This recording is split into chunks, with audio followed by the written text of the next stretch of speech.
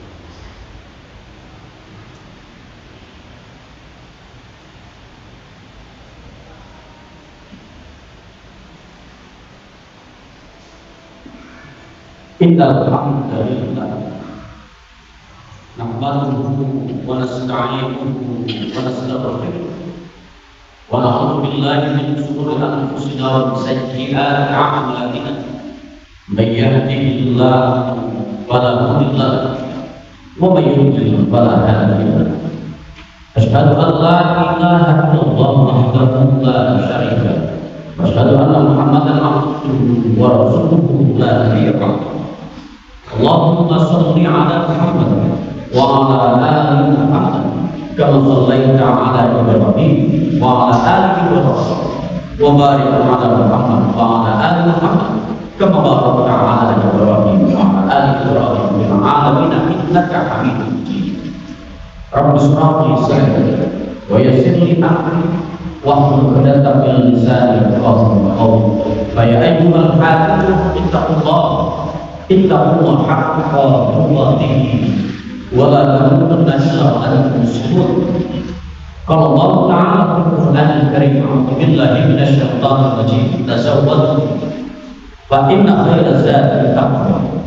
وقال أيضا: سبحان الذي أسرى بعبده ليلا من المسجد الحرام إلى المسجد الأقصى الذي باركنا حوله لنريه من آياته إنه هو السميع البصير.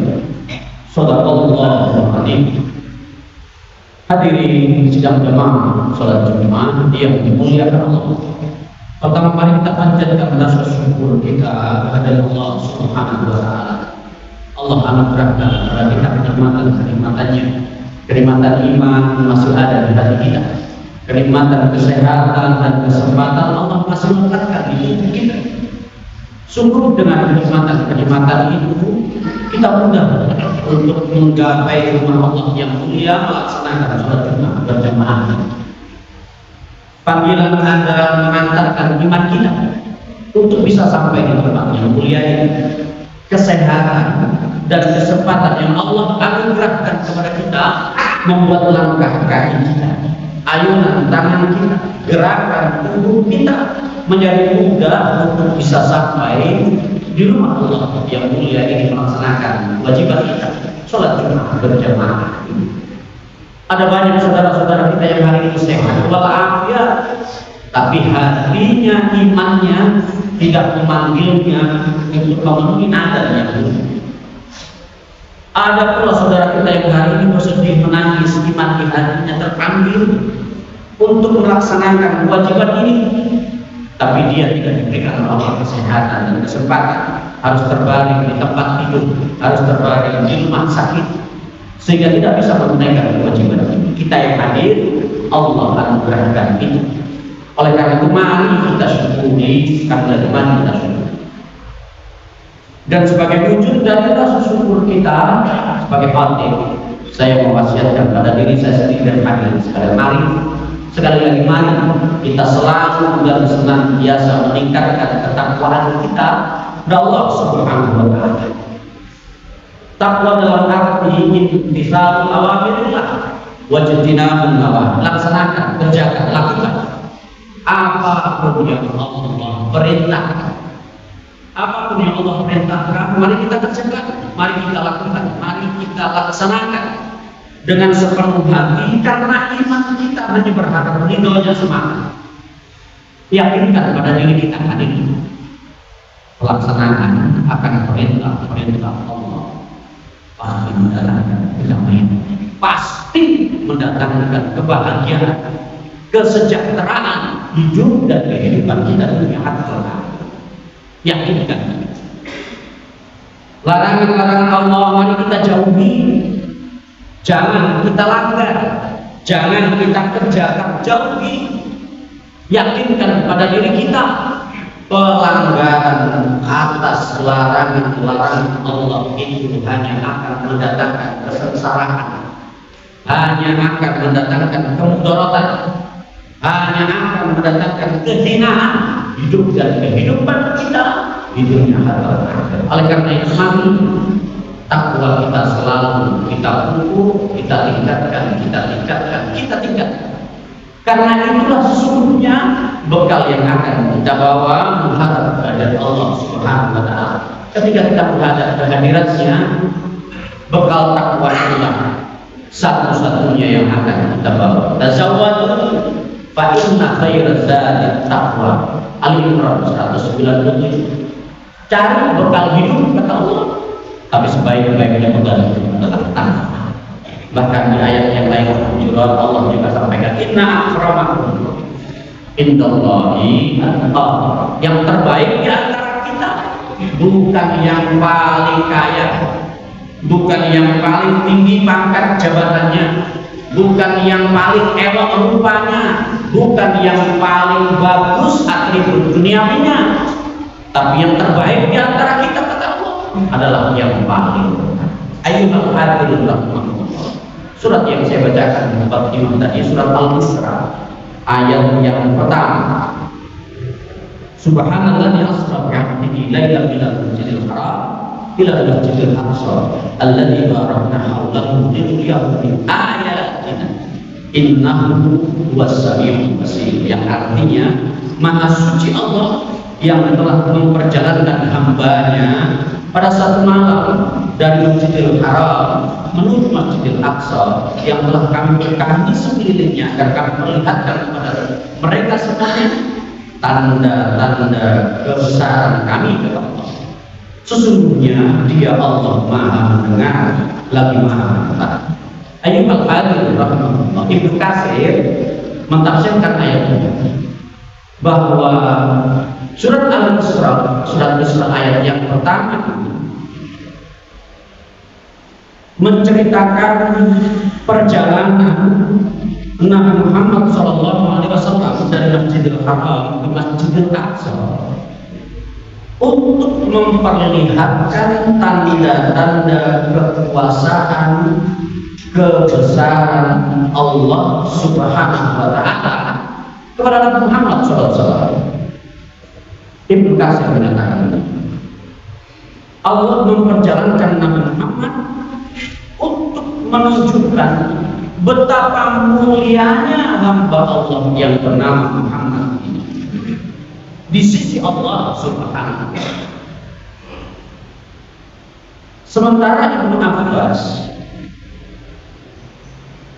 mentafsirkan ayat ini karena memang beliau adalah orang yang sangat dekat dengan Rasulullah Muhammad SAW sehingga tahu peristiwa-peristiwa yang terjadi. Ibnu Abbas menyatakan bahwa surat Al-Isra ayat yang 1 ini memperjalankan Nabi Muhammad SAW dari Masjidil Haram ke Masjidil Aqsa.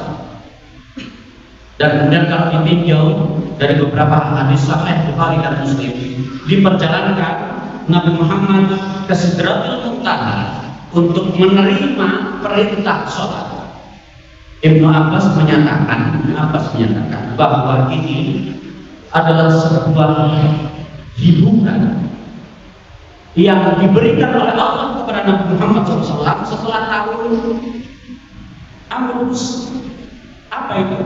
Tahun kesedihan yang dialami oleh baginda Rasulullah Muhammad SAW setelah sepeninggal pamannya tercinta Abu Talib dan istrinya tercinta Khadijah radhiyallahu anha. Allah menghibur Nabi Muhammad dengan memperjalankannya di satu malam dari Masjidil Haram ke Masjidil Aqsa. Dan bahkan sekali lagi dalam beberapa kitab sahih Bukhari, kitab sahih Bukhari dinyatakan diperjalankan Isra Mi'raj ke Sidratul Muntaha. Untuk apa? Untuk memberikan motivasi dan semangat serta menguji keteguhan iman pengikut-pengikut Nabi Muhammad SAW. Bayangkan satu peristiwa yang di luar nalar manusia biasa diperjalankan dari Masjidil Haram ke Masjidil Aqsa yang tentu tidak pendek jaraknya dalam satu malam. Ini kalau orang normal pasti menyatakan bahwa ini sebuah kebohongan. Justru itulah ujian ketika disampaikan ini. Pengikut-pengikut Nabi Muhammad SAW percaya atau tidak, apalagi sampai kemudian diceritakan di Mi'rajkan ke Sidratul Muntaha. Tapi sungguh Abu Bakar As-Siddiq apapun yang Rasulullah Muhammad SAW sampaikan. Beliau sami'na wa ata'na, percaya, saya dengar dan saya mempercayai, sehingga kemudian Abu Bakar mendapatkan gelar Siddiq. Ayyuhal hadirin, menurut sekali lagi Pak. Maka kemudian hadirin, ketika surat Al-Isra ayat yang pertama ini kita kaitkan dengan beberapa penjelasan hadis kitab Sahih dan Bukhari, memang dinyatakan bahwa melalui peristiwa Mi'raj itulah Allah menetapkan sholat sebagai ibadah wajib yang dilaksanakan oleh pengikut Nabiullah Muhammad SAW. Bahkan di kitab itu dinyatakan perintah pertama sholat 50 rakaat. Ketemu dengan Nabi Musa, kemudian diberikan pertimbangan dan seterusnya, sampai akhirnya sholat itu ditetapkan 5 waktu ada. Ketika saya masih jadi mahasiswa dari program Robi, mudah-mudahan Allah mengampuni dosa-dosa beliau. Beliau pernah menyatakan bahwa ini adalah salah satu contoh cerita-cerita seputar perjalanan Isra Mi'raj Nabi Muhammad SAW yang memang ada dalam kitab, tapi bisa jadi kalau melihat dikaitkan dengan ayat-ayat yang berkaitan dengan sholat, maka cerita sholat 50 waktu dan seterusnya itu bisa menjadi sebuah pertimbangan apakah benar perintah itu 50 kali 50 waktu atau tidak.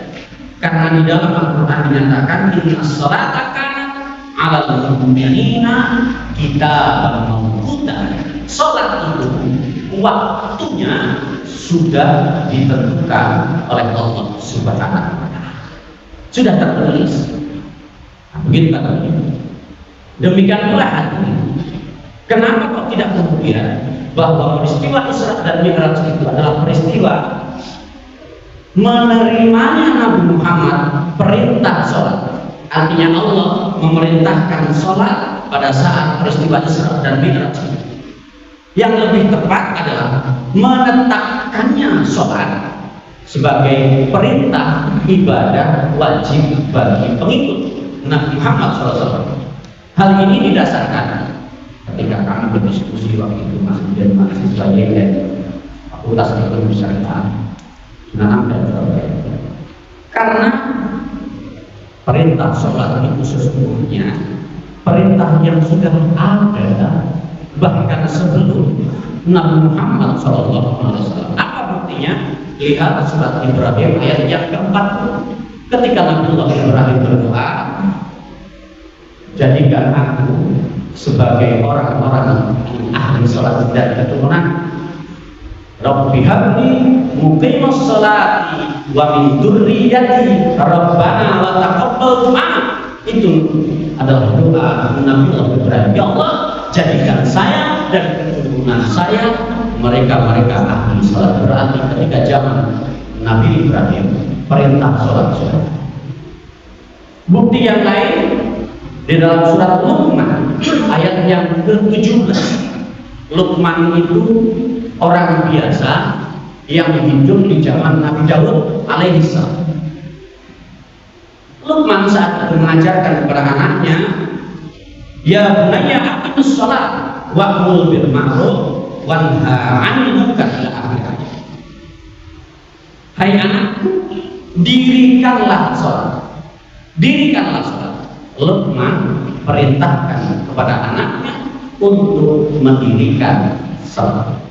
Maka perintah sholat yang sudah ditentukan waktunya memang buah dari peristiwa Isra wal Mi'raj Nabiullah Muhammad SAW yang kemudian ditetapkan sebagai ibadah yang wajib dilaksanakan dalam rangka rukun Islam yang 5. Sebagaimana ketika malaikat Jibril datang kepada Nabiullah Muhammad SAW dan bertanya, "Akhbirni 'alal Islam." Lalu Nabi menjawab, Islam itu antasyhadu alla ilaha illallah Muhammadar Rasulullah wa iqamis shalah dan dirikan salat. Ayyuhal hadirin rahimakumullah.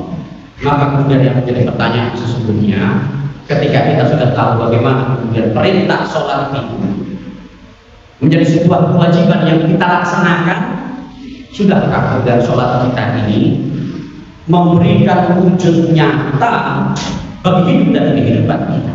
Ataukah sholat itu hanya sekedar ibadah ritual yang kita kerjakan tanpa makna? Itu persoalan besar yang menjadi tanda tanya untuk selalu bisa kita jawab. Padahal Allah menyatakan, Inna sholata tanha anil fahsya wal munkar. Mereka yang sholat itu harusnya mereka yang bisa mencegah dirinya dari perbuatan keji dan perbuatan yang munkar. Memang sholat adalah ibadah kita kepada Allah Subhanahu wa Ta'ala. Tapi dampak sholat harusnya berbuat sosial, baiknya perilaku kita kepada diri kita dan baiknya pula perilaku kita kepada orang lain. Paksa itu menyakiti, mendolimi diri sendiri. Mungkar itu ketika perbuatan buruk itu kemudian berdampak kepada orang. Ayyuhal hadirin rahimakumullah, mudah-mudahan khutbah singkat ini menginspirasi kita untuk senantiasa belajar sehingga ibadah yang kita lakukan bukan hanya sekedar ibadah ritual yang kita laksanakan, kita kerjakan namun tanpa makna. Dengan peristiwa Isra Mi'raj ini, mari kita kaji kedalaman sholat, hikmah sholat, sehingga ibadah ritual sholat yang kita kerjakan ini berdampak pula pada kesolehan sosial kita dalam kehidupan masyarakat. Fastaghfiru innahu huwal ghafurur rahim.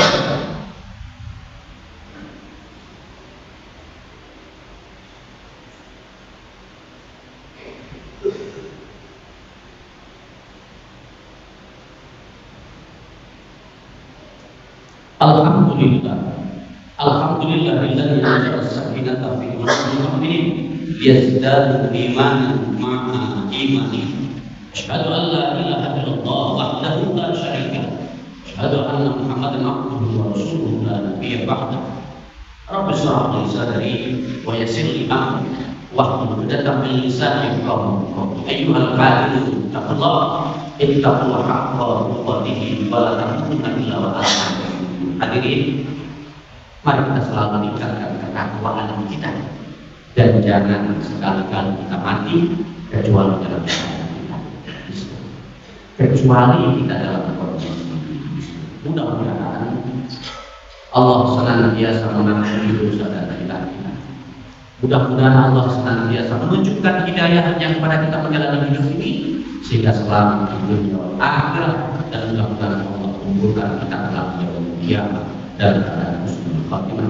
Mari kita berdoa ini sejenak berdoa kepada Allah Subhanahu wa taala. A'udzubillahi minasyaitonir rajim. Bismillahirrahmanirrahim. Allahumma shalli ala Muhammad wa ala ali Muhammad walhamdulillahi rabbil alamin. Allahumma ighfir lil muslimin wal muslimat wal mu'minin wal mu'minat al-ahya'i wal amwat innaka sami'un qaribun mujibud da'wat ya qadil hajat bi rahmatika ya arhamar rahimin. Allahumma inna nas'aluka ridha wa na'udzubika min sakhatika wa ma rabbana la tuzigh qulubana ba'da idh hadaytana wa hab lana min ladunka rahmah innaka antal wahhab. Rabbana zalamna anfusana wa illam taghfir lana wa tarhamna lanakunanna minal khasirin. Rabbana hab lana min azwajina wa dhurriyyatina qurrata a'yun waj'alna lil muttaqina imama. Rabbi hab li muqimis sholati wa min dhurriyyati rabbana taqabbal du'a.